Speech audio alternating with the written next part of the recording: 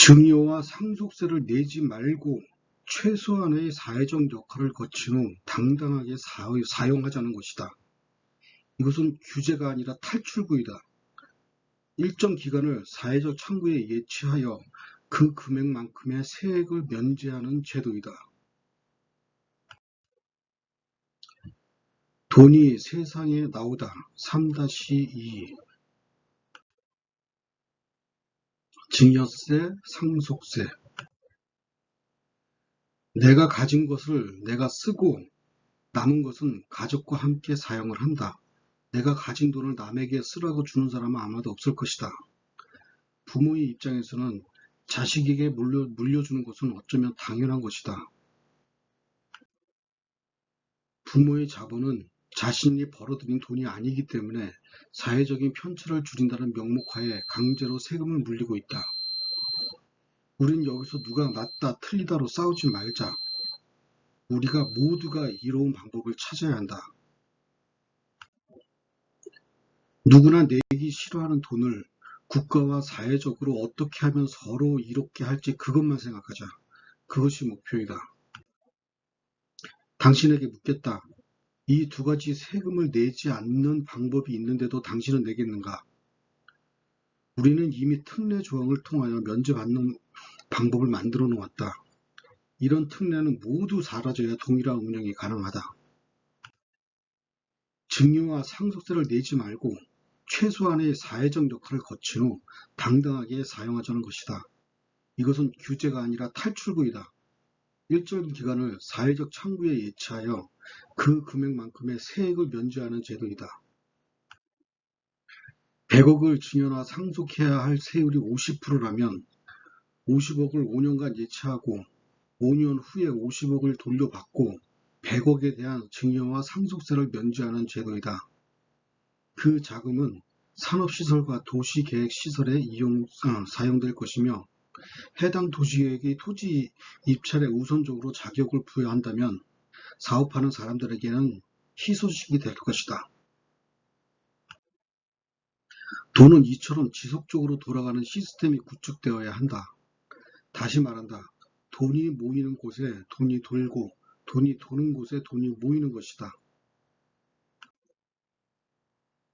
사회적 창구의 효과. 첫째, 돈이 움직인다는 것은 사회가 성장한다는 것이다. 둘째, 자금의 출처나 축적 과정 등을 포함하여 모든 자금에 대하여는 불문율로 처리해야 한다. 셋째, 숨어있던 자금들이 모두 나오기 때문에 화폐 개혁 같은 제도는 필요가 없다. 넷째, 한 번 나온 자금은 지속적인 투자를 유도하기 때문에 사회는 지속적으로 성장을 한다. 다섯째, 가장 중요한 한 가지가 있다. 여러분이 한번 심사숙고해 보길 바란다. 좋은 제도는 그에 맞는 강력한 벌칙이 있어서 좋은 제도인 것이다.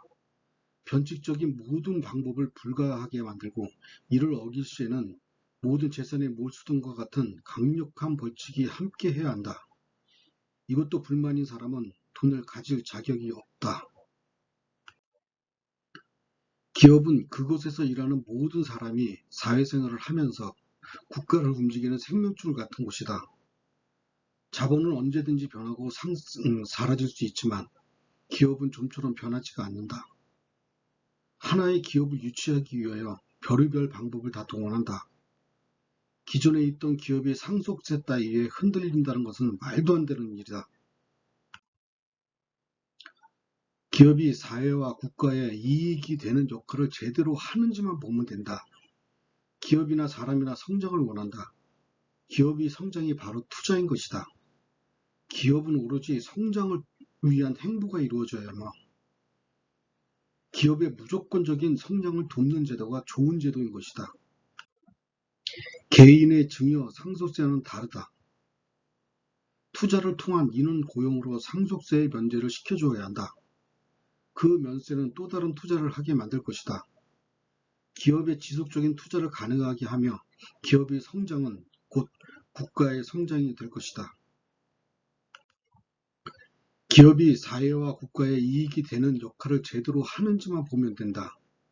아무도 이롭지 못한 지금의 행보를 보고 우리는 구제불능이라고 부른다. 기업은 자신의 능력을 최대한 발휘할 수 있는 곳이고 그곳에서의 성장은 국가의 발전과 함께한다는 자부심이 깃든 곳이다. 우리는 이런 도전 정신으로 대한민국이 성장했으며 예전보다 지금이 나아진 것이다. 세계에는 수없이 많은 똑똑한 사람들이 있고 수많은 전략 전술들이 생존을 위하여 난무하다. 그곳에서 살아남기 위해서 기업이 많아야 하며 기업의 실력이 좋아야 한다. 혼자서는 불가능하기 때문에 기업을 이루는 것이다. 기업인이 존경받는 나라는 가능성이 무한한 나라이다. 3-3 법인세로 이어집니다.